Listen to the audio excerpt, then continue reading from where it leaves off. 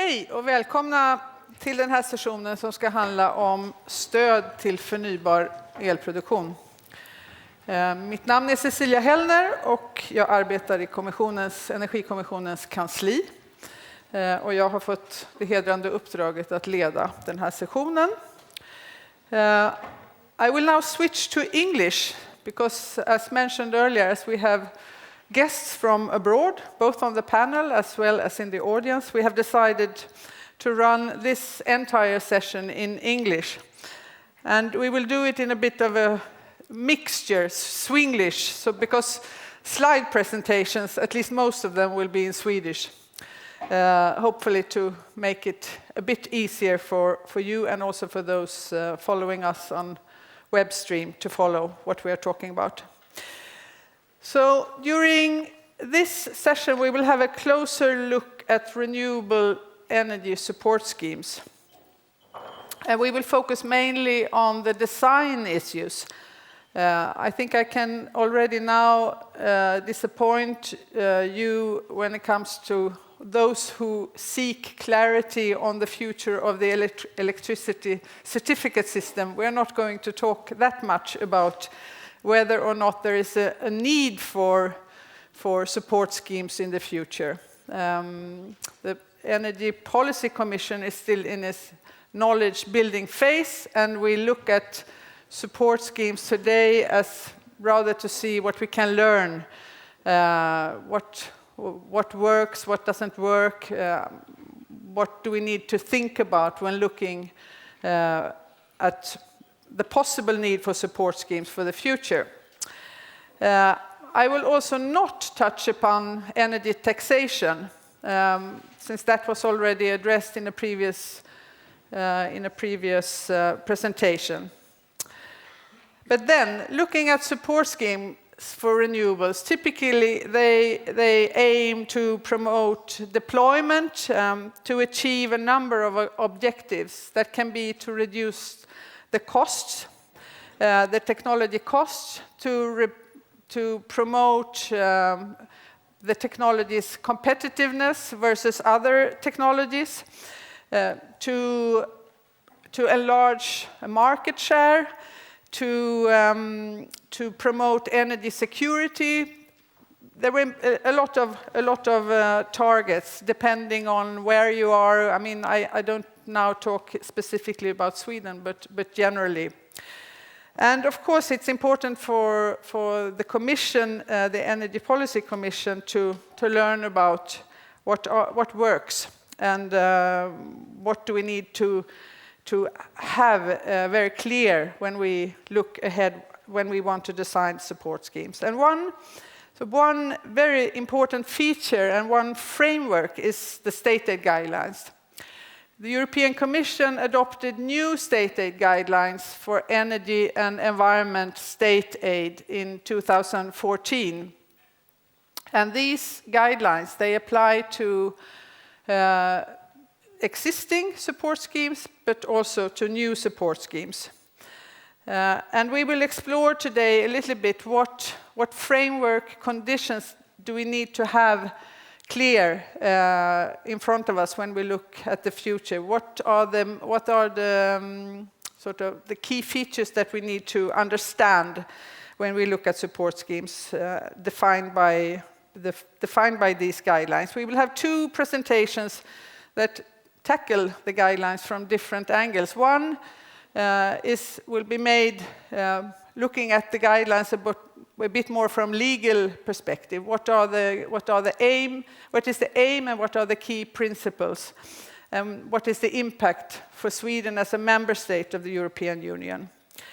And then another presentation looking at this from an industry point of view, a European energy company active in various markets in Europe, trying to transform the key principles in the guidelines to reality. And we will see what this takes us. And we will also, of course, look a bit at the electricity certificate system. We have had it in Sweden now for 13 years. It's a long time, and of course there must be some lessons learned. So we shall investigate those lessons together with a representative from the Swedish Energy Agency. And then the fourth presentation will discuss the fact that even though 13 years is a long time, and even though we haven't decided what will happen with the electricity certificate system in the future, we can also say that no support schemes are forever. There must be an end date sooner or later. Eventually there is such an end date. And together with the Swedish Wind Energy Association, we will discuss a bit what do policymakers need to think about when thinking about defining this end date. It's also a matter of the design of the support scheme. It can be done in various ways. So this is the program, very, very short. I will run the sessions as follows. I will ask one speaker at a time to enter the stage. I will present the speaker. And then afterwards I will ask all 4 speakers to join me on stage, and I will moderate a conversation by asking them questions, of course also involving you and your questions, and possibly also via Anton, our sidekick for Twitter, to see what comes via Twitter. So this is how we will run it today. So I am very pleased to invite the first speaker on stage, Magnus Lindbäck.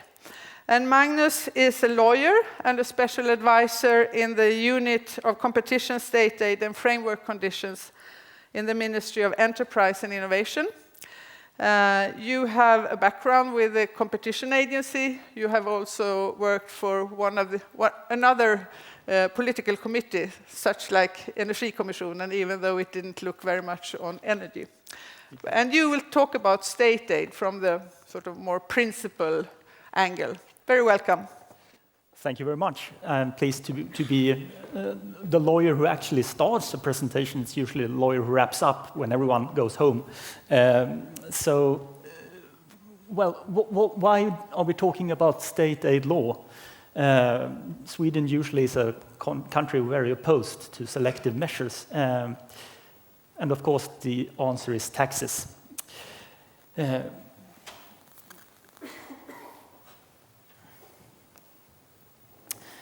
State aid law is based on the treaty, of course, functioning of the European Union. According to that treaty, member states must not grant aid. Why? So that they don't compete with each other, so that we have an open market without distortions. This doesn't sound bad, but what is state aid? Well, it's any government measure, basically, that affects the budget of the state and gives certain companies an advantage. An advantage in comparison to what? To the taxation of Luxembourg? No. An advantage in comparison to the taxation in Sweden.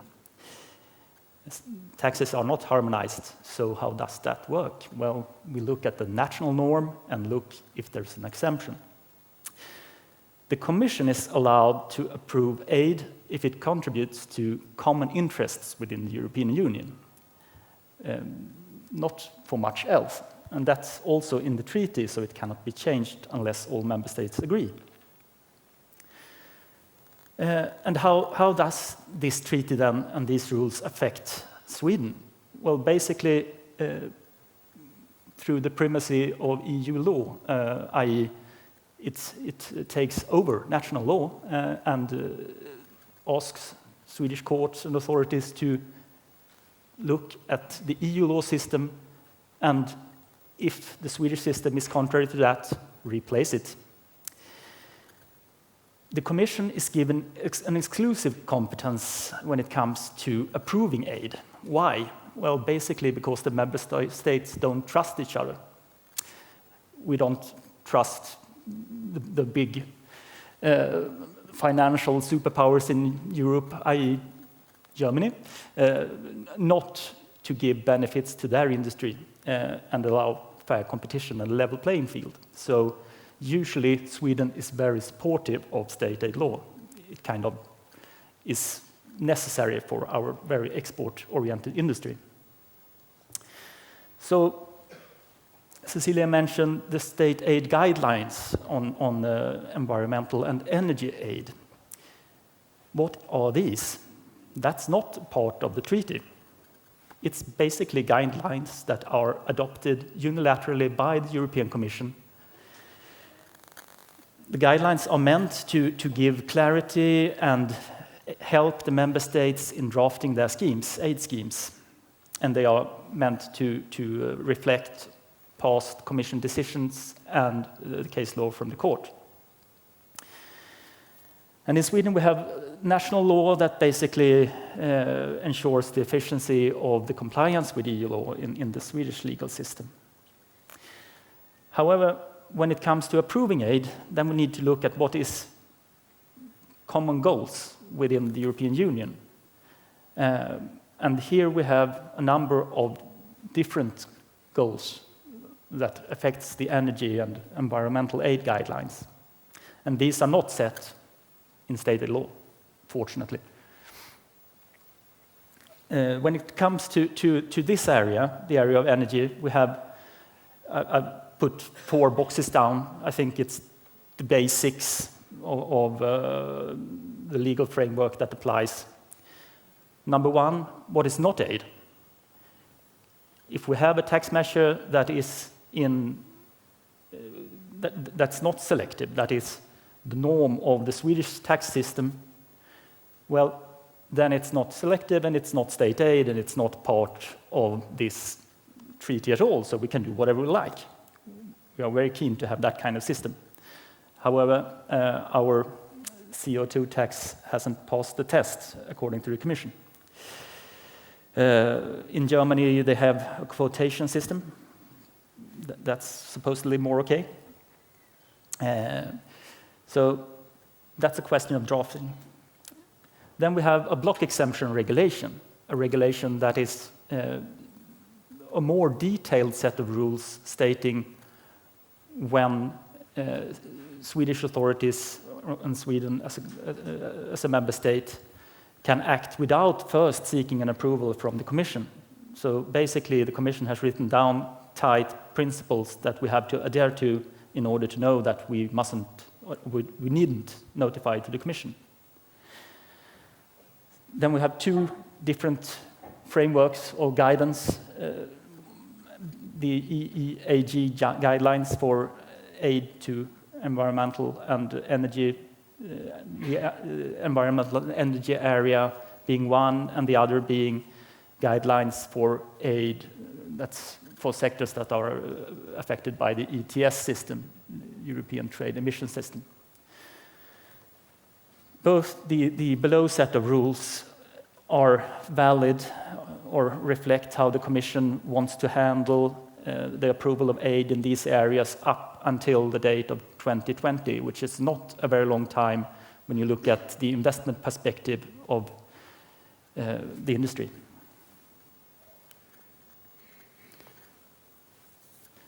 And of course, what we like in Sweden basically adheres to what is considered common goals within the European system. We want stability of the supply of energy. We want sustainable energy sources, a common energy market, and the crux or the problems are then in the details. What the Court of Justice has said to us is that aid must not be given to anything that would occur without the aid. And this is reflected now in the new state aid guidelines for this field, which means that looking at all the framework conditions, we have to exclude that the same measure would be done without aid, must not be done without aid. So there has to be proof when it comes to the granting of aid. We also have to fulfill what's called the balancing test, that the distortion of selective measures mustn't outweigh the benefits of the aid. Basically, aid must be as low as possible. And this also has to be proven. How do you prove these things? Well, basically, the Commission is saying use a competitive procedure. Is that the answer for Swedish taxation? Tax according to procurement? I don't think so. So we have a bit of a problem between how we use selective measures in Sweden and the basic principles. How does this affect the market?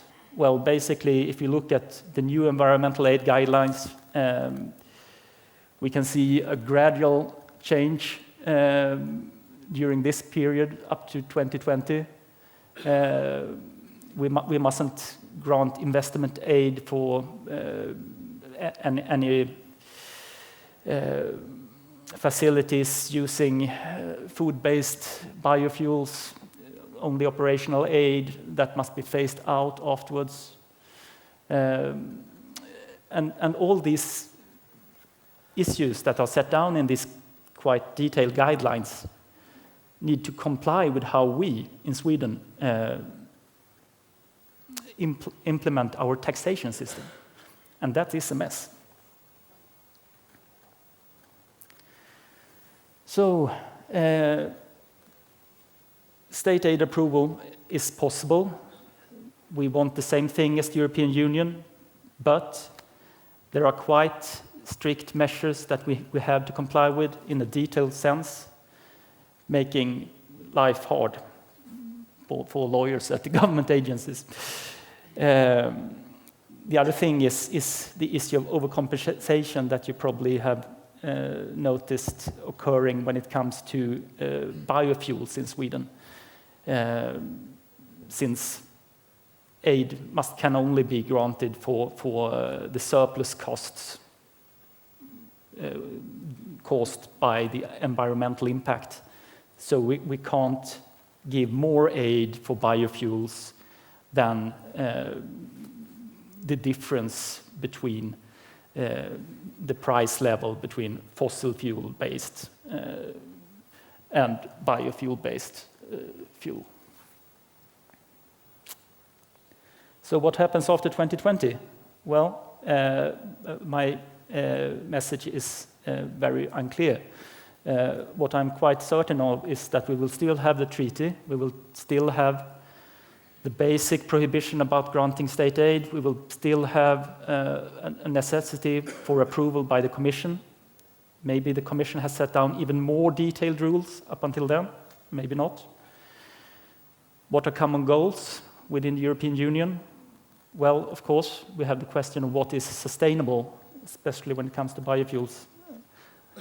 That's, of course, ongoing negotiations, but a lot of these issues are already set and very hard to change. The other thing that is more positive is that, of course, if the market supplies, then we don't need aid. So this affects aid, but not the other part of the system. And the goal of the environmental aid guidelines is obviously to phase out support, even for sustainable biofuels and other sustainable sources of energy. So if the market fulfills those, well, everyone will be happy. Thank you very much.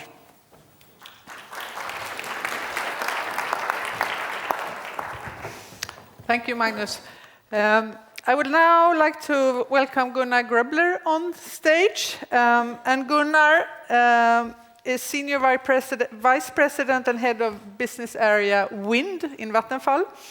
And as I said in my introductory remarks, Vattenfall is engaged in wind investments in many European countries and therefore have a lot of experience from various support schemes.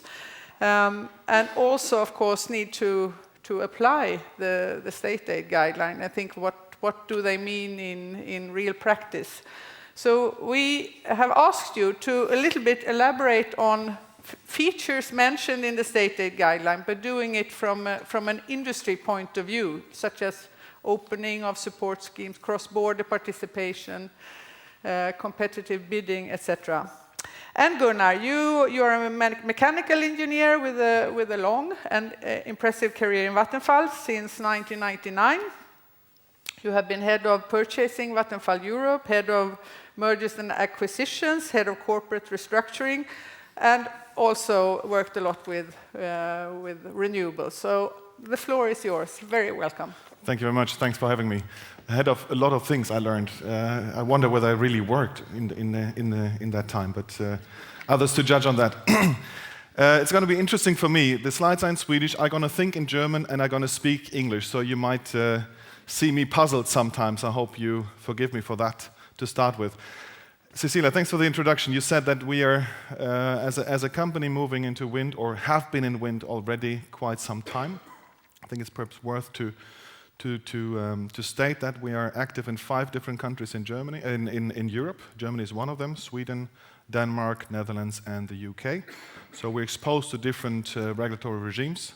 We have roughly 2 gigawatt of installed capacity that we manage, that we have built ourselves, developed ourselves, and now manage. And we have a clear target to further grow. The target is that we will grow with 400 to 600 megawatt per year, at least until 2020. So definitely this discussion is very important for us because it will determine how we can actually pursue our growth path in the wind sector. What I'm going to focus on today is basically 2 things.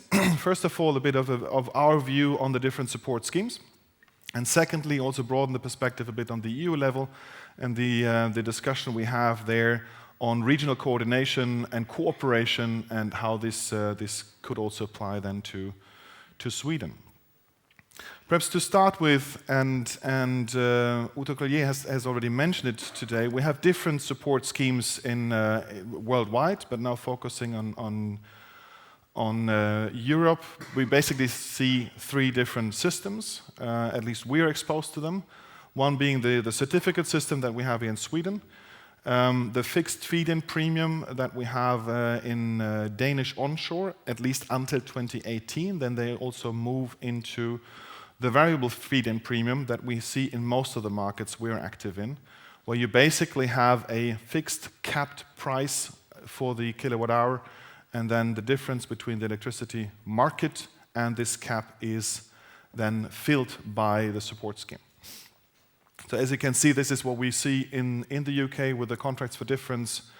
So the new introduced system after the renewables obligation certificates in Germany with more and more competition now through the system there, Netherlands as well, and Denmark already today in the offshore sector, and as of 2018 then also for the onshore sector.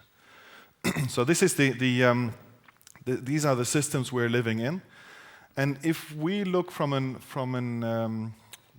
a user perspective, from an investor perspective on those 2 systems, actually this is how we see the 2 systems now, focusing on the variable feed-in tariff, because the fixed feed-in tariff actually will fade out over time. That's at least what we see. For sure, the certificate system is extremely strong when it comes to the cost to the customer. So I think there we see pretty clearly that cost for customer is low in the electricity certificate system. It's not for the total system as such. I would say that the total system costs are roughly the same with the fixed or the variable feed-in premium, but for the customer it's definitely low. What happens is that a big part of the total system costs are borne by the developer and the operator. So we are basically taking the system cost and the investor is taking the system cost. That is a bit different on the variable feed-in, where you have competition. It's basically a reverse auction that you have, where you bid with the support you think you need, and the project with the lowest support need actually wins then the tender, hence also then gets the support. And that sort of then you have a certain risk wrap also on the revenue side, which actually helps then also the capital side of the investment. So those who actually give the capital to manage that risk and hence ask for lower returns on the capital employed. What we also see from today's perspective in the electricity certificate system is that new investments are fading out. I think we're going to see in Sweden this year, you most probably know much better than I do, roughly 200 megawatt of new installed capacity in wind, which is, at least from the short term, quite a low.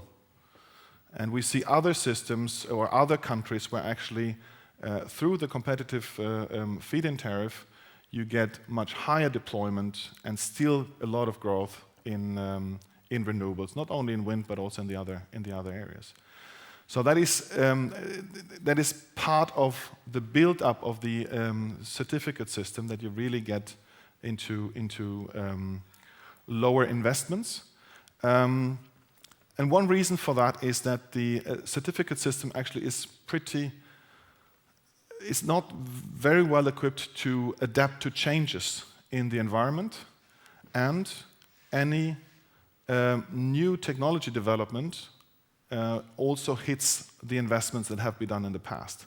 So what you basically have, you have a early mover disadvantage in that system. And that also now becomes more and more visible. Just to give an example, we have recently decided on a project in Sweden, and since the decision we took all the way now to the commissioning, we lost roughly 20% on the business case, just through this building period, which is huge. And that then also goes for already deployed wind parks. So this is really something we are struggling with, and where we also see one of the reasons why you see so little deployment lately. That is a bit, it is a bit different in the variable feed-in tariff system, where through the auctioning you actually can react fairly quickly to changing market environment. You can react fairly quickly to technology development, but it's not affecting those assets that are already online and wind farms and solar farms that are already producing. So those are basically, if you want to say so, safe in terms of getting hit by technology development, which then also has an impact on the cost of capital and the risk associated that people associate to certain investments they have done in the past. So, technology development, that's what I basically said. Old projects are suffering from technology development in the electricity certificate system, whereas in the feed-in tariff system, this is actually covered in a meaningful way. So, if you look at the future and how we would appreciate a future system post-2020, I think both systems can work. You can work with an electricity certificate system. You also can work with a variable feed-in system. That does work for us. However, given the already mentioned, for an electricity certificate system, you would need further development to really also address the issues that we have with that system, and also then move it more into competitiveness and technology, more robustness in terms of technology development. So and then I think if this is addressed clearly, and we're happy to sort of give input to that thinking, I'm very much convinced you can work with an electricity certificate system, but as well also with a feed-in variable feed-in system. That's at least our view on that. So if we leave the system and the system comparison for a second and move a bit to broaden the scope on EU, what we see today is that more than 1/3 of EU countries will not meet their 2020 target. Despite that, we also see that there's quite some entry barriers for coordination wishes and approach that are addressed by the EU, be it Now I'm getting stuck with German, Swedish, and English. Sorry for that. Now, joint project, joint support schemes. Well, we have only one joint support scheme, which is the Swedish Norwegian one. Other than that, there's basically no cooperation whatsoever across EU country borders. So, and that is definitely something we have to address, and EU also wants to address and will address further in the consultation now, in the upcoming year or 2 years.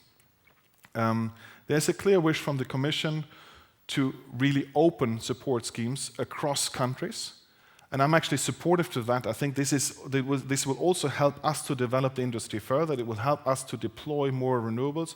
It will help us to bring costs further down and reduce the necessity for support schemes. So that is definitely something we embrace. But it's a long way to go, and as we still see that on a national level, it's very difficult to convince people to do that. And actually, the Ålands case did not really support that vision very much, but that's something they have to sort out themselves. I don't think we should get. I at least don't want to get into that discussion. They will have their own view on that.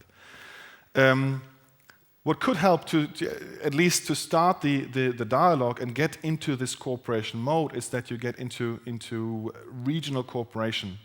And one element I also have discussed with colleagues in the EU Commission is to take regions that are fairly natural. Take the North Sea offshore region. It's basically one market. If you look at the players that are active there, from the supply chain, from the developers, from the builders, and also the operators, it's basically the same. They have the same problems when it comes to wind and wave and foundation, etc. So it could be considered as one market and could be a good platform to start with cooperation, get used to it, and really build from there into a more broader cooperation perspective. And actually, from my perspective, it's also high time to discuss this now. We have this. We have the year 2016 basically. And going to see the RES directive at least in a fairly discussed version end of 16. So getting into that discussion now, I would say, is important, not only from the industry side but also from the political side, to really get as many good views into that whole picture as possible, because then it's basically running through the decision and then the implementation on a national level.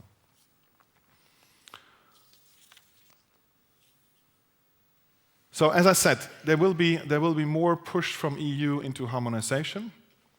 I think regional harmonization is something we really can start with and should start with, and there's more actually we could do on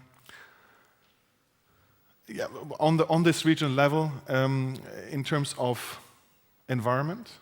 It's very difficult to understand for an investor that you have different rules and regulation on environment in the North Sea in Denmark compared to Germany, compared to the UK. Same goes for the onshore sector.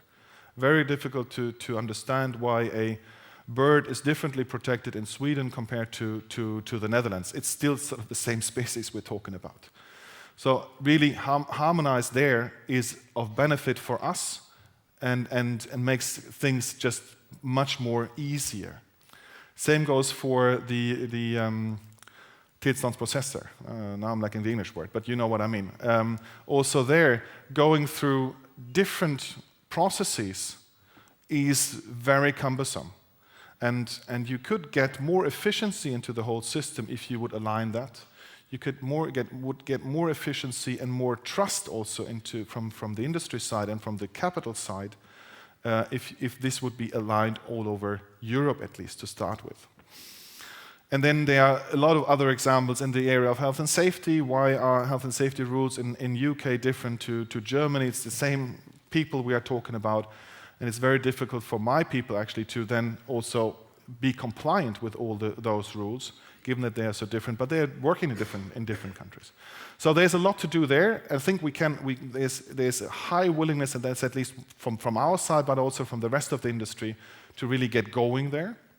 And we're happy to support that, because to me it makes the whole system much better, and also in the end cheaper. Hence, reduce the need for support. But we would need help there. It's definitely something where the industry is pushing, but there's also a need from a governmental push for that as well. I might, given the time, I might leave it at that. And if there's any more, we take it in the Q&A. Thank you very much. Thank you. And I would like to welcome Gustav Ebenå. Gustav is he is head of unit within the Swedish Energy Agency and responsible of support to renewable electricity production. And you will speak about the electricity certificate system. You have followed it from its birth, and you will share with us the experiences and perhaps tell us a bit, what could be for the future. Thank you, Gustav. Okay, I'll tell you something then. I like the picture of policies being tools. I think that's a very good picture to have in mind, and I'll try to take a deeper look on the very specific tool of the green certificate scheme for Sweden. And I'll start by saying that, well, we learned something from the first 13 years, but I would also like to point out that we have to live with this system for another 20 years. And I'll get back to this as a lesson learned. But we have 20 years to go with the certificate schemes, so me and my colleagues will at least be working until our retirement.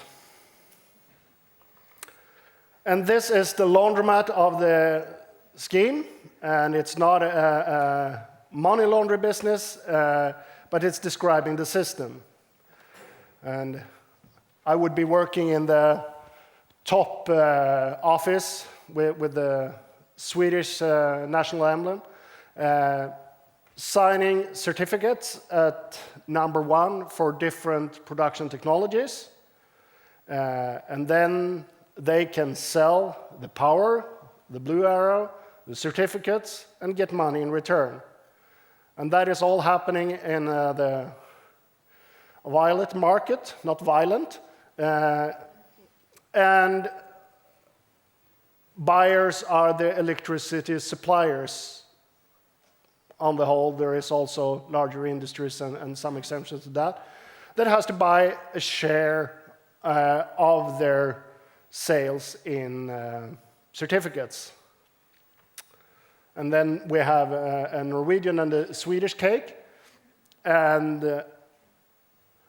the absolute numbers of these green shares are the same, but the shares are not the same. And that is since the Norwegian electricity market is somewhat smaller than the Swedish, but the support in terawatt hours in absolute numbers is to be equal. And then in the end, there are households paying, and that is not a surprise to anyone, but it's the little people on the very end paying for everything in the end. The question is the way the money goes. But following the money is a good way to understand the system, and one of the great benefits of this system is that it will give an evaluation on each separate project, because the project has to take into account the price or the expected price of certificates for the coming 15 years in doing their calculations, and that will be on a project level. And that is one of the reasons why we have been able to keep consumer costs low, but we will get back to that. So why was this scheme? It's rather elaborate, and in 2003, people thinking support scheme, well, let's just give people the money they need from the state budget, it's easy, and it's just writing a check. So why did we in Sweden do this rather elaborate and tricky system that already then was perceived as, let's say, exotic. One of the things is goal setting. And this is to allow the democratic process and the politicians to do their job. And that is to set the goal for the market. It's not an open-end system, but we have had a homework to do to get a specific amount of renewable energy. Back in 2003 and several times thereafter, there has also been the idea that we would like to set higher goals, to higher the ambitions. And number 3, I think we'll have to talk a lot more about that, and that is to avoid disturbance in the underlying electricity market. And we see that a lot on when people approach me or the government. They often talk about the support schemes, and they do this there and they do this there, and we want it the same way or don't do it as they do. But we always have to keep in mind that support scheme and the underlying energy market has to work smoothly with one another. And with the deregulated market, with the trading on Nord Pool of electricity, this scheme was perceived to have the least amount of distortion. Cost effectiveness, the 4th bullet point, at least there I think we could twinkle our eyes to Germany and say, well, we did this a little bit cheaper, more or less a factor of 15 cheaper actually, which is not a little bit, it's a whole lot cheaper. And I don't know about the last point, haven't seen the Sweco report this morning. Technology neutral support. Well, this part of the support scheme in Sweden is technology neutral. But as you've seen, when it adds up in the very end, it's not completely technology neutral. There was quite a span. But this was sort of the ideas going in with this system. There was also, speaking freely and telling the story as was, also a point in having the money in the support scheme not passing through the state budget. That was an issue when this system was designed around 2000. And we've been happy with that order after. Also, as we already heard about the Åland case, and we have been tried at court and found sound and safe, and that is one of the reasons. This is not a tax, basically. So what have we learned? The first point, there is a market and it's functioning. When price distortions are found on the market, they are traded more or less immediately, which means that the market is functioning. And at least for the first handful of years, there was economists telling us that the market is not big enough to function. Well, we didn't know that, so it functioned very well, thank you. It worked. And one part of that is that the market players wanted this to work. And I think this is also a very interesting and valid point when talking about policies in general. If sort of the market actors in this place want the system to work and they accept it, it works fine. If they don't like it, it will not work as fine. Well, cost effectiveness, I've been through that. It was quite okay. Technology development, not in early stages. We haven't lowered the prices on solar, for example, but we have lowered the price for wind projects later in sort of the chain of maturity. We work best building large volume when it's close to maturity. And when it comes to reach the target, well, we haven't really done that yet, so it's not really an experience we have, because it's like chasing a wet soap in the shower. It always gets out of hand. So we'll see about that, perhaps in a couple of years. And as a final slide, I do also have a comparison with the alternatives. And I think worth pointing out that the left part here is what is okay with state aid guidelines. It's the quota obligation systems. There is different types of feed-in premiums, and it's the tendering. I think worth pointing out that on my hand, we have the investor risk, where pricing, you don't know how much money you get. The further you go in that direction, you have a political risk, because you don't trust the state budget. And again, which country, which underlying electricity market, that decides where you want to have the balance point in your country or your region. And I think we will see that also with the coming 2030 goals of the European Union. There is much talk about harmonization or convergence of support schemes, but again, they are also doing a lot of work on the underlying electricity markets, and there is not unlikely that we will see regional patches over the European Union with more or less harmonized support schemes and electricity markets. And that's pretty much it from my point of view for the moment. Thank you. Thank you, Gustav. And I'm pleased to welcome Charlotte Unger on stage. Charlotte is the CEO of the Swedish Wind Energy Association, and I think your presentation fits very well into the Gustav's, because you will also talk about electricity certificate system, but with a view, how should it evolve, and specifically addressing the issue of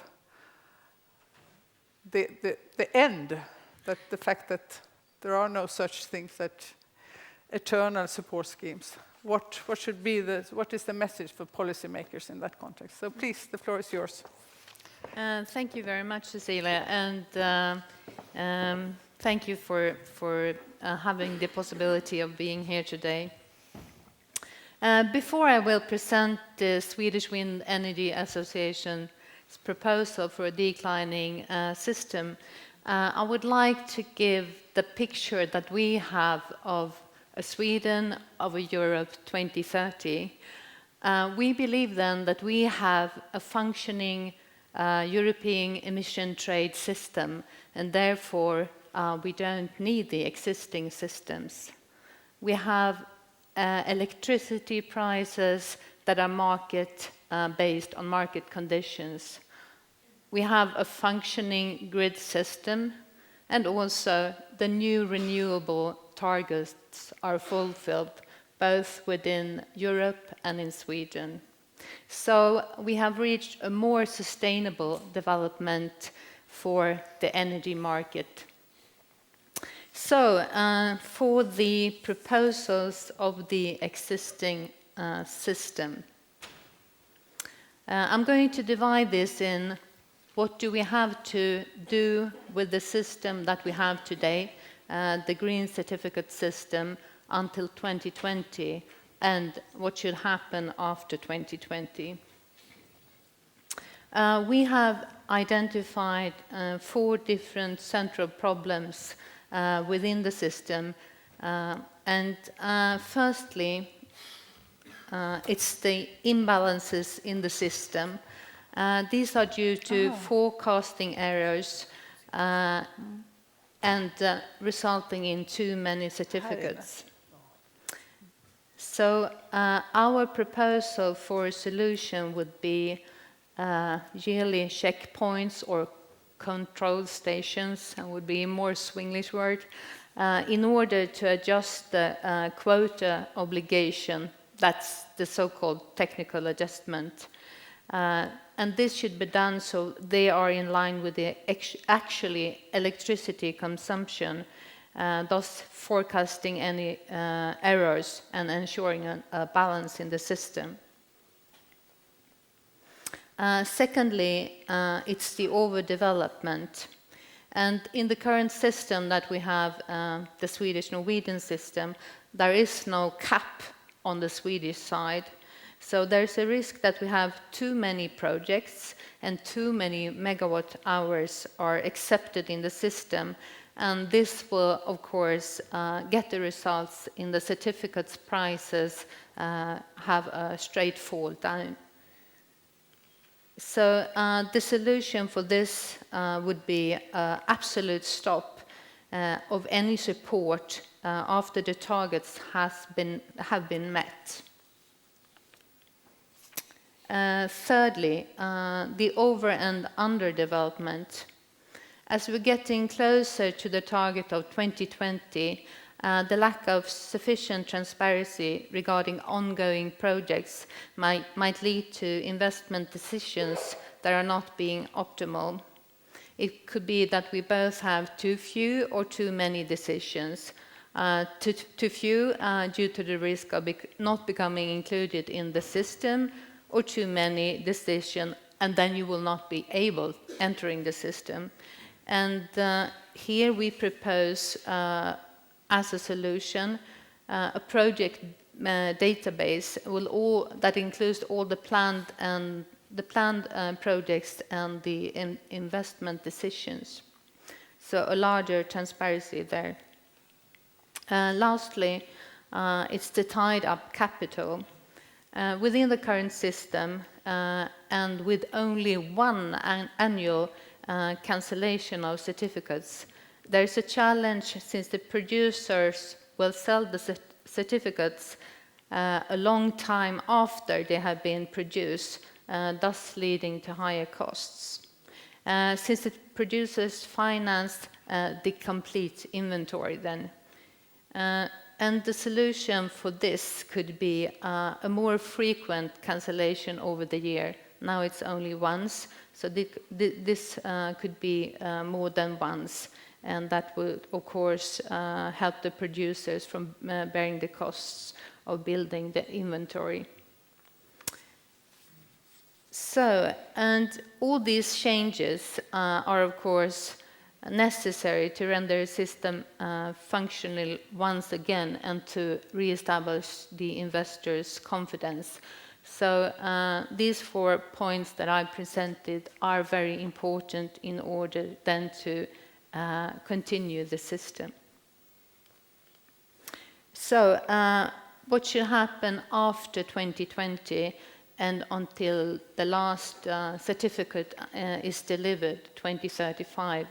Because it is, as Gustav said, this is a system that has been decided to run until 2035. So the changes after 2020 would be addressing also what we have heard here from Vattenfall. It's the risk for technology development, or rather the technology development itself is of course not a risk, but it is a challenge, or rather a question of survival for the early investors that had paid more compared to the situation today with falling certificate prices and income levels. So somewhat they're being punished for making these early investments. So in order to solve this problem, we believe that a system with declining allocation period could motivate investors all time.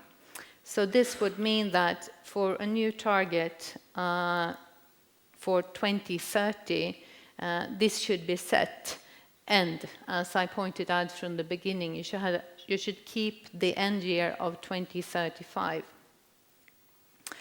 As such, the allocation period of certificates will decrease from 15 to 5 years, meaning by the year of 2030, you will have certificates more than 5 years.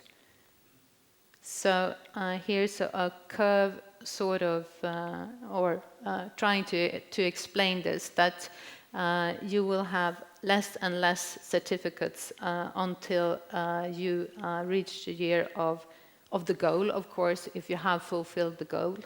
And as I was saying, the proposed changes for the system to 2020, that you should have an absolute stop when you have reached the target, goes, of course, for the years until 2030 or to the goal 2030. If it's reached earlier, there should be a stop in the system.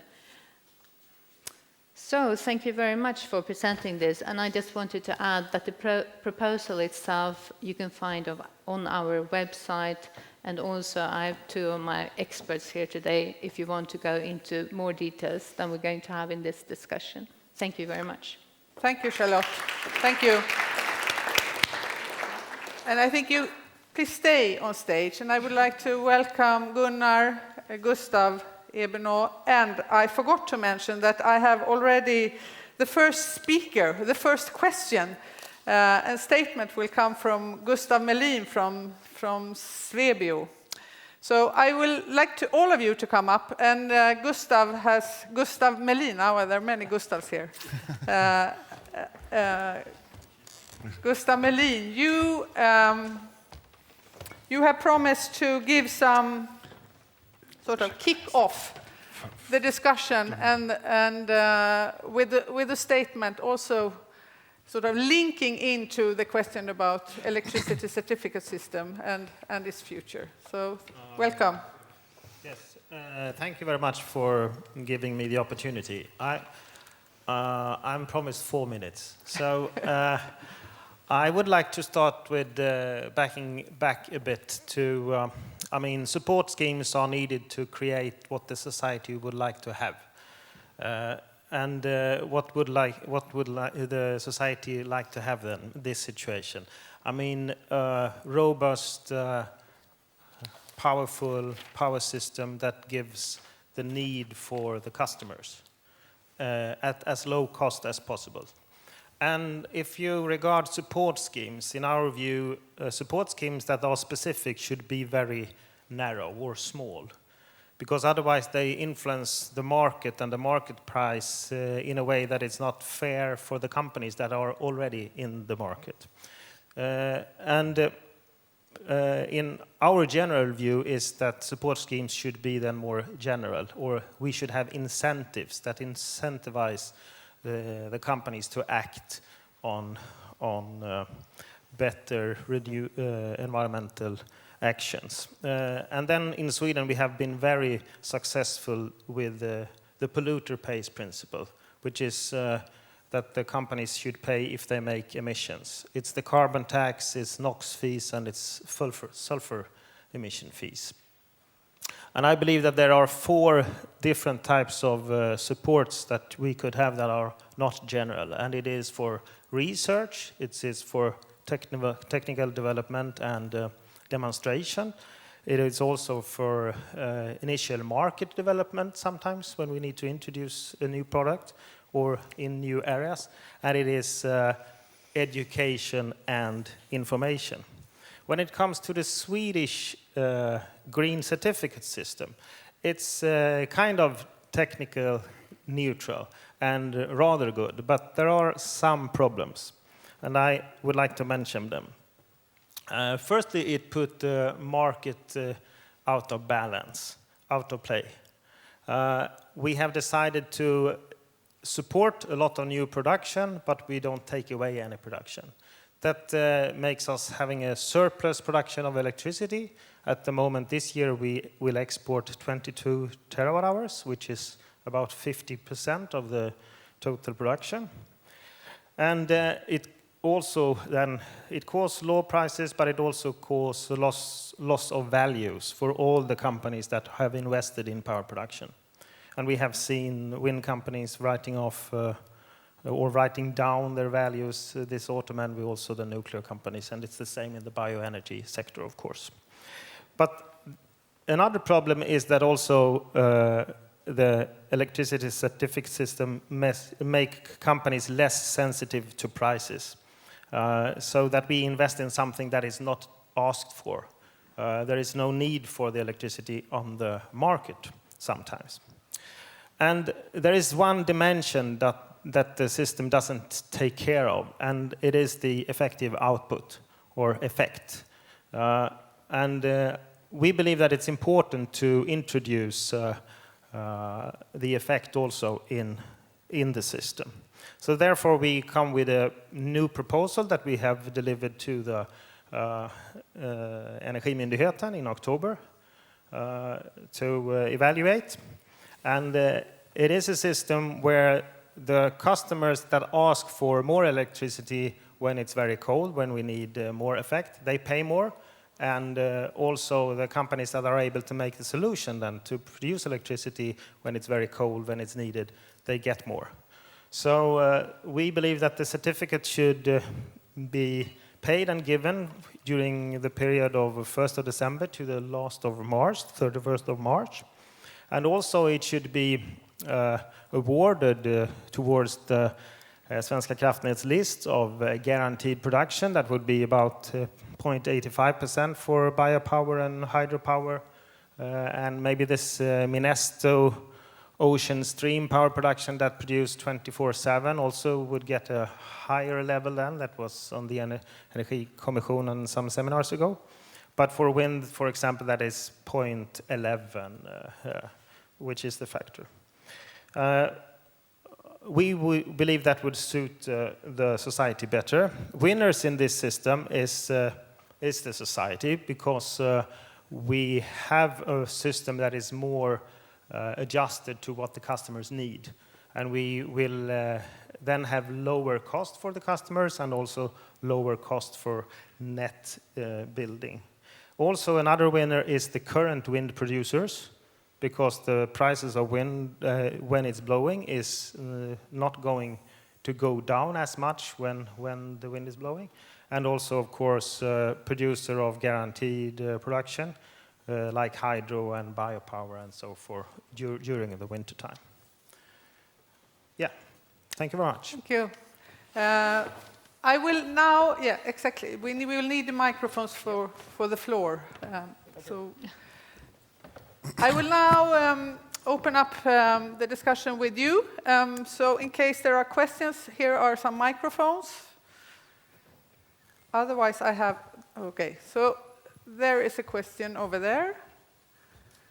And of course, as usual, present yourself and try to focus on the question. Yeah, absolutely. And also to address it to whom are you addressing the question? Yes, Johan Lindahl, Svensk Solenergi. I want to address my question to Gustav about this proposal to only give green electricity certificate between during the winter. If you look at the system already now, we are giving out more green electricity certificates during the winter. And if you actually compare that on the consumption, the percentage of the consumption we have in Sweden in general from renewable energy sources are higher in the winter than in the summer. So already now we are giving out more green electricity certificates to production in the winter than we do in the summer. So I wonder if you want to even increase that percentage by not giving out in the summer. So that's my question.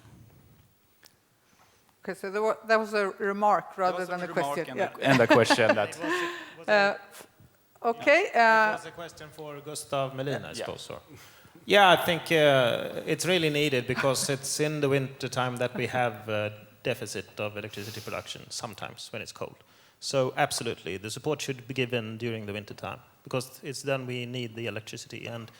And I mean, summer times we has an average of consumption on 10 to 15 gigawatts, but we could peak on 27 during winter time. So definitely support when we need it. Okay. So now we have a question there, and I've also seen a hand over there. Yes, my name is Magnus Lindbäck. I'm representing Neova, a industry in the bioenergy fuel, biomass fuel, so to say. And my question is going back to Gunnar Groebler. I think he made a very interesting and very important statement, and that's a question about this licensing problem. We have a problem to get permission for our facilities that we need to build to get a more sustainable energy system. It could be hydropower, it could be peat, and it could be wind power and so on. And my question is, how will you handle this question? Because this is a very, very crucial question for the Energy Policy Commission. And as well for example, for IEA, it's also a question to IEA. Have you any recommendation about how to balance different interests that's not so easy to balance? For example, very much question about land use and climate use and so on. How to make a stringent balance between those questions so that we could get allowance for building this sustainable energy system? That's my question. Okay, and I think there are two parts of it. One is to the Energy Policy Commission, and as a representative of the Secretariat, I will only take notice of your question. I don't have a view on it. I recognize, of course, that the permit procedure is an issue and can become a barrier when it comes to developing the system, but just notice it. I wonder, maybe, Ute, do you have any advice to give us or learnings from the IEA when it comes to this? Because I think it is a global challenge. Yes, it's a difficult one, isn't it? Look, the reality is we're trying, especially if we're thinking climate change, you know, on the one hand, we know we need clean energy, low carbon energy, but at the same time, some of these sources have other impacts. And of course, bioenergy, land use, and potential carbon emissions are a significant issue which we haven't properly addressed. I'm not sure whether we at the IEA have got a company line, but clearly what we do need is, certainly at the EU level, I think it's actually pretty bad that we still haven't managed to sort out sustainability criteria for solid biomass. Obviously, we're still struggling even on the transport side, indirect land use. Governments are, of course, notoriously bad at doing this kind of integrated policy making, but I think it's absolutely essential. And clearly, for some of these issues, we need to do them at the EU level rather than individual countries doing it. It depends on the issue. One thing I wanted to say, I actually liked also, Gunnar, your point about there needs to be more regional approaches within the EU, like the North Sea, which makes total sense. I think we all hope that under the Energy Union, the EU will come up with some sensible proposals, but I mean, as you rightly said, we're just really bad at that kind of thing. In the end, it still comes down to individual governments wanting to do their thing alone. So it's a challenge where we can always say as advisors to governments, yes, you should cooperate more, whether they listen or not. It's a difficult thing. Thank you, thank you. Before I give the floor to you, I would like to, yes, do you have a comment on this? Yeah, I could make a comment on the regional cooperation, because I think that that's very important too. And within the European Wind Energy Association, we are making progress both in the area of the Nordic and the Baltic countries, of course. And I think here, also including, for instance, Poland, that has 80% fossil fuel, is very important to take them a step further with offshore wind. So we have a project here that we work together with the Nordic Baltic countries, thus including Poland, and I think that's very, very important. I was struck by the fact that, I mean, one theme in all your, actually the 4 presentations was about the support schemes and its interaction with the market, and the fact that we need to sort of safeguard the well-functioning of markets. And obviously there are different support schemes out there. And Gunnar, you referred to the different features, and you can say one way of characterizing the support schemes is about who takes the risk. That was a bit also addressed by Gustav. Who takes the risk? Is it the investor, or is it the customer, or the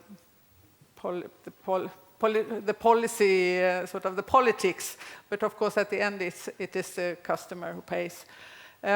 Would you say that these, when it comes to interaction with market, because we want to continue safeguarding the well-functioning of the market, and this is a question to all four of you. Would you say that these different support schemes, that they work more or less well with the market?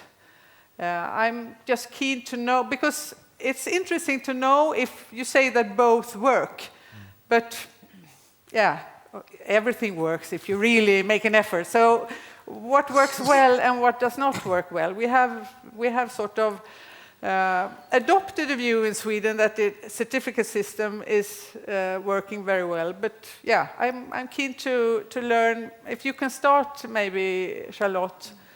If you look at other support schemes and perhaps those mentioned by Gunnar, how do you see them? Yes, of course there are challenges with all different schemes, and as we said, or rather as you said, Gustav, now today we have the certificate system, and that's why we also been focusing on that system and what to do in order to improve it and make it work until the last day, 2035. So that's really the focus that we have today. Because you would also have to compare in the Swedish perspective, if you were to introduce another system in Sweden, what the challenge would be then. So yeah, that's my point really, to focus on the system that you have, make improvements and keep the stop date at 2035. And then we think that, I mean, this is a market-based system that will work well. And Gunnar? It's a market-based system and it works. I think that I have said. And but I also heard this morning Ibrahim Banin saying, we have one system that is functioning, but let's not sort of narrow it down too early in the discussion on where we actually want to go, which I appreciate very much, because it really opens the focus and gives us the opportunity to compare different systems and to see what is actually also for Sweden the best system going forward. When it comes to your question which one is better in terms of market, well, first of all, the question is what market are we looking at? Is it the electricity market? There I would say the market players will adopt to the system, so we will work with that. Certainly, it is easier to handle a system where you have sort of a bit of stability in your revenues. Still, there are market elements in there, so we are sort of carrying some of the system costs. We talked about system integration this morning as well. So there are market elements in there, and you can actually optimize against that, which I think we should also do, because we are causing, as fluctuating in infeed, we are causing sort of problems to the systems, and it should also be us that are sort of addressing that and are helping to solve those issues.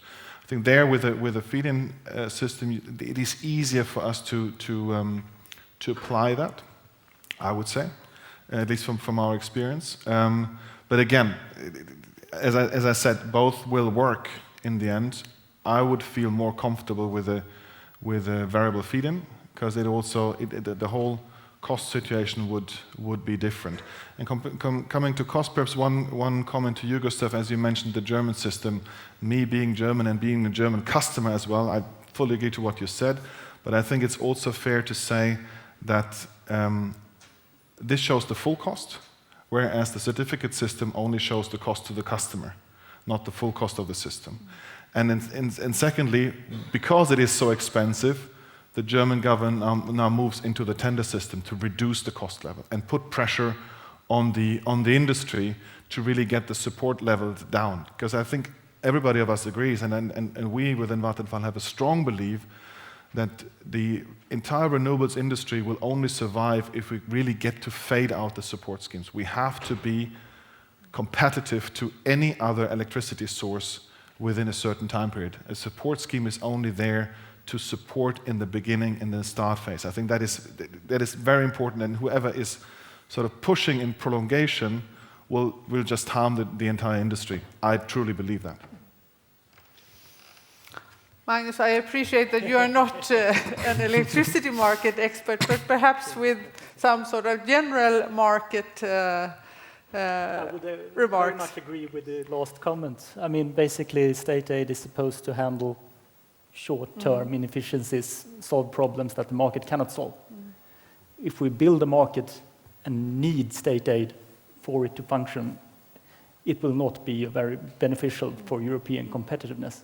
So. Okay, thank you. And Gustav, any thoughts? I don't know where to start.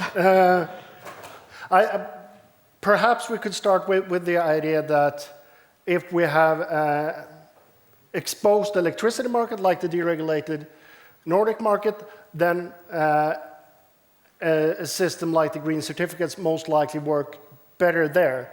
And then if you look at the more of a regulated electricity market, well, then the electricity market is due to political decisions and political risk rather than financial risk. Well, financial as well, perhaps. And then, well, then the risk is already political. So then you could go more towards your right of my last slide there. So perhaps that's one part. And also one thinking of this sort of getting rid of the support schemes, I think we all agree that something that is not self-supportive shouldn't be out there. But if we back down, we could think about it now that on a global level there is more investments in renewable energy than in fossil. So what we could think of is how fast do we want this shift to go? And that is another way of addressing this question. And the support schemes is, in one way, just a phase keeper. How fast? How much are we prepared to pay for it to go quicker? And in that we also have to the other Gustav, the European electricity market as a whole. And then we could think about this electricity that is exported. It's not a loss to export a commodity. And I tend to tease this 100% renewable network of Sweden because I think they shouldn't stop at 100%. That is an error of thought. They should think, well, I don't know the exact figure. I use 200% because it's more suitable for the stage, but perhaps it's 137.3. But at least it's above 100% because we could sell renewable electricity on a European market should there be enough transmission capacity and so on. And that would solve some of the issues, both for the European Union and for the other Gustav. Yes, okay. Yes, Charlotte? Yeah, I think that's a very important point, of course, that you would have to see this from a broader perspective. You can't just talk about Sweden, you have to talk about Europe, and that's why you have to have a plus 100% renewable production, because we know how the situation looks in Europe, and it's not 100% renewables, that's for sure. Just one funny, I recognize that you're standing there and waiting all the time. Sorry, I tried to keep it short. I agree to what you said, but if we see European electricity markets converging into one European market, should we then also think about converging support schemes? Because what you said is the Nordic markets, they're sort of the today's system might fit better to the Nordic market, whereas sort of the feed-in might suit better to other markets in Europe. But if we're talking into convergence of a European market, shouldn't we then also talk about convergence of the support scheme on a European level? Absolutely. Good. Now, thank you for being patient. My name is Per Ribbing, and I'm going to pose a question about consumer power. Because I've been working with environmental labeling for 20 years now. You know the environmental label, the eco label of the Nordic region, the SWAN. I worked there for 6 years. I worked for Good Environmental Choice, the Swedish Society for Nature Conservation. You all know KRAV, the label for ecological farming. One lesson learned during these 20 years is to have a negative labeling would be much stronger.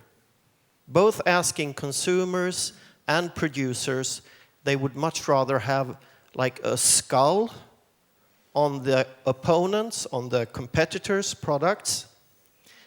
Like for example, we have a fair trade symbol on footballs being sold now.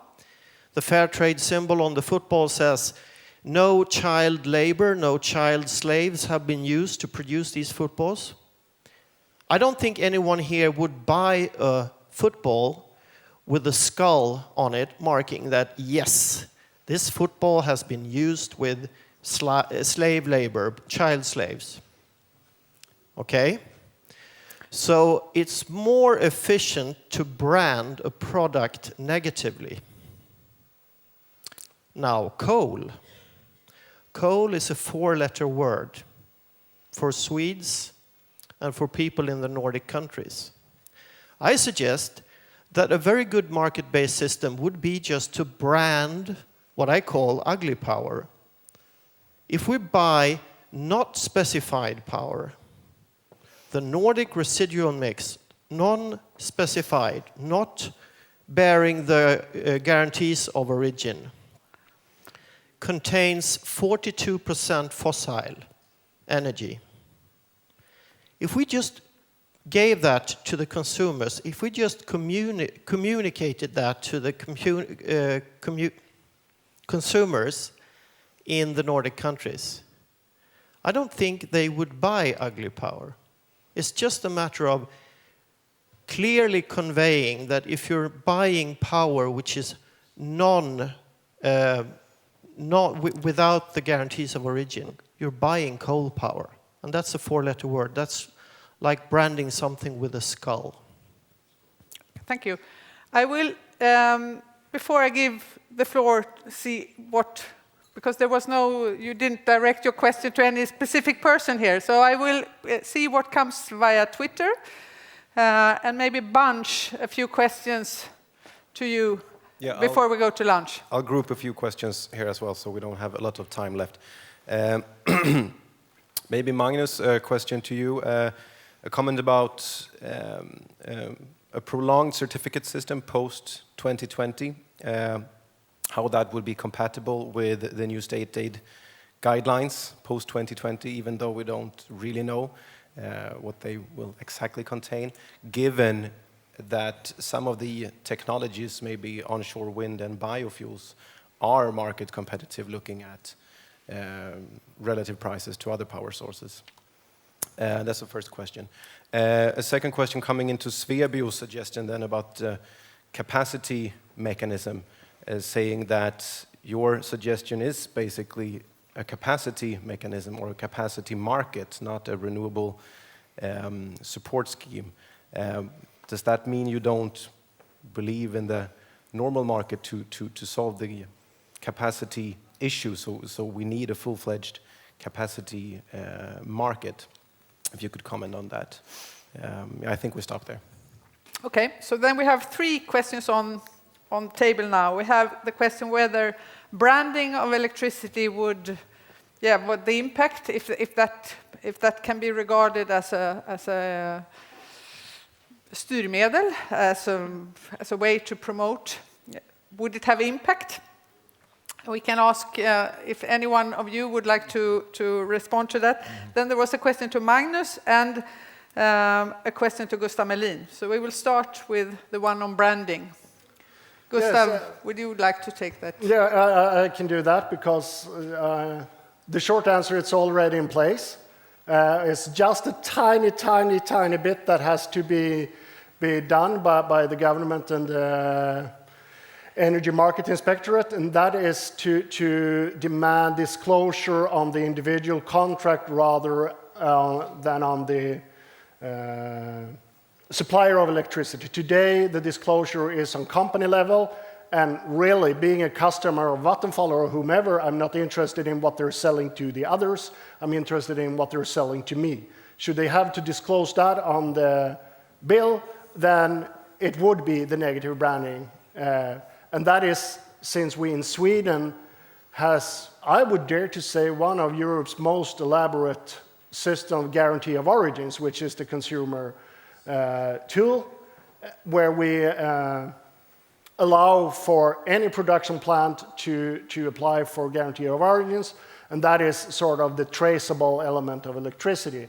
And we do have 97% of the Swedish electricity production covered with GEOs, which is better than Switzerland that has it as obligation, and they still don't reach over 85%. So we are very much best in the class there, and there is just a tiny step to achieve that last thing. And I would be more than happy to help you write that suggestion. Okay, thank you. And Gunnar, maybe you have, yes. Just perhaps from a more European perspective, I think the difficult thing is what is ugly, and that is very different. That is very different with regard to the country you're looking at. Me being a German, working very much in Sweden, what I perceive is Sweden has a coal allergy, and you pointed out to that. If you go to Germany, Germany has a nuclear allergy. There's a mismatch, obviously. If you go to UK, it's even different. Promoting new nuclear, abandoning onshore wind. So the definition of ugly is a very sort of country, perhaps even regional thing. If you go to the north of Sweden, north of Germany, onshore wind is like this. If you go to Bavaria, like this. So what is ugly is difficult, and then sort of branding it in a European context, in a European market, it's going to be very difficult. But I'm happy to listen to your solution. Charlotte. No. Sorry. Oh. I have to ask you, Charlotte. Yes, if I would address the question ugly, I would say what's good for health and for the environment, and I guess that's what you meant also. And personally, according to Buteness, I love wind power, of course. But what I think, from a consumer perspective, I would say to everyone that they should go into this site, Darling or Älskling in Swedish, and there you could also make a choice of what type of deliveries you would have for the electricity, and that's really consumer power. So there's a possibility. Thank you. I'm afraid we need to run on here because we're already a bit late. It's 12 o'clock now. So Magnus... Certainly. Yes, there was a question to you. The future. Yeah, yeah, the future. To project the future. Well, basically, it's two questions, I would say. Is there support in the system? Is there an system that is a selective measure? The goal is, as I think you said, that this shouldn't affect state budgets. And the thing is that in the agreement with Norway, we basically agree to agree on all future subsidies. And those subsidies that will affect the system, of course, they, in their turn, will have to adapt to the new guidelines on state aid. So I hope that was the answer sought for. Thank you. And then there was a question to Gustav, whether your proposal, isn't that a call for capacity markets? That was the question. Yes, it is in a way. I mean, The green certificate system is for all kinds of renewables, but the problem is that it doesn't deliver megawatts in wintertime, and we are able to produce renewable electricity in wintertime as well, and that's what's needed by the customers. So I think it's clever to, if we now have the support system, we should use it to get the kind of electricity that we ask for, and not create oversupply. As I said, we are for more general incentives, so we also would like to go for the ETS scheme after 2020. It would be the best, and it would be the best to switch a little or twinkle a little on this system before that. Thank you very much. Thank you. And as a wrap-up, I would like to give you, all of you, maybe if you could give just one word or one key advice, what to the Energy Policy Commission, what should we think of? What should be sort of the takeaway from this session discussing support schemes for renewables? Okay, the one-liners then. Yes. Perhaps not only support schemes. Okay, thank you. And Magnus? Well, to remember that goals set will affect detailed demands on market players in retrospect. Okay, thank you. And Gunnar? Think broad. Where you are right now, I think it's important to think broad, not to get into specifics too early, not jumping to conclusions. Charlotte? Yes, make the best of the existing system that you have today with the adjustments. Thanks a lot for your contributions, and to you, we give you an applause.